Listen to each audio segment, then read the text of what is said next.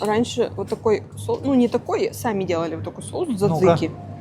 Он очень вкусный. Это натуральный йогурт и зелень и чесночок, по-моему. Ну, давай посмотрим, кто делает. Рязанская область, это прикольно. Молоко цельное пастеризованное, закваска, термофильный стрептокок, болгарская молочная кислая палочка, супер.